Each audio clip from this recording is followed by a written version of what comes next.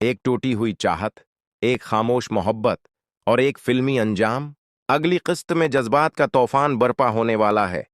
आदिल, जो पहले खुद को बहुत मजबूत समझता था, इस बार अंदर से बिखर चुका है। जारा का सरमद से रिश्ता ते पाने की खबर ने जैसे उसकी रूह को चीर दिया हो। वो जारा के सामने आकर कहता है, आज के बाद मेरी मोहब्बत से तुम आजाद हो।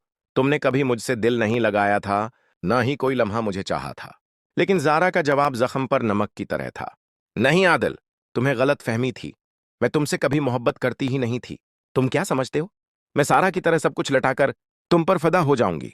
इधर सरमद खुश है, क्योंकि उसे लगता है कि जारा से उसकी शादी हो रही है, यानी उसकी मोहब्बत पूरी होने वाली है। लेकिन जारा की आंखों में वो चमक, वो खुशी कहाँ है जिसकी सरमद को तलाश है? वो पूछ बैठता है, जारा, तुम वाकई मुझसे मोहब्बत करती हो? जारा का जवाब कितना अजीब, कितना मुबहम था। एडल, मेरा मतलब है मोहब्बत बुखार नहीं जो थर्मामीटर से नापी जाए। सरमद चौंक जाता है। नाम तो आदिल का निकल आया था। बात साफिन हो गई।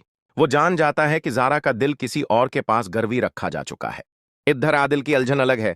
वो जारा और सारा में फर्क नहीं कर पाया। जिसके सामने बैठा होता है वही उसे जारा लगती है। जैसे सारा से मोहब्बत का इजहार करके उसे जारा समझ बैठा था, और वही गलती अब दोबारा दोहरा रहा है। अगर तुम्हारी शादी सरमद से पक्की हो चुकी थी तो मुझे क्यों अंधेरे में रखा? सारा, जो सामने बैठी होती है, दिल ही दिल में सोचती है कि ये तो मुझे जारा समझ रहा है। अब सच्चाई का पर्दा चाक हो चुका है। जारा को भी एहसास हो चुका है कि आदिल के दिल में सिर्फ वो है, और आदिल को भी अपनी उलझनों के बीच रोशनी की एक किरण मिल चुकी है।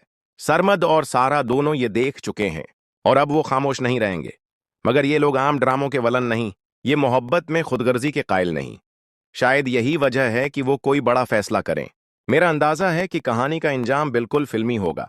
शायद निकाह के वक्त जब आदिल कबूल है कहने को होगा, तो मौलवी साहब अचानक कहेंगे, जारा मजहर अली। आदिल हैरान, सारा देखी और जारा वो दुल्हन बने सामने बैठी होगी मुस्कुराती हुई। एक मुकम्मल फिल्मी ट्विस्ट, और आखिर में सारा और सरमद, दो दिल शकस्ता लोग, एक नई शुरुआत करेंगे, एक दूसरे का सहारा बनकर।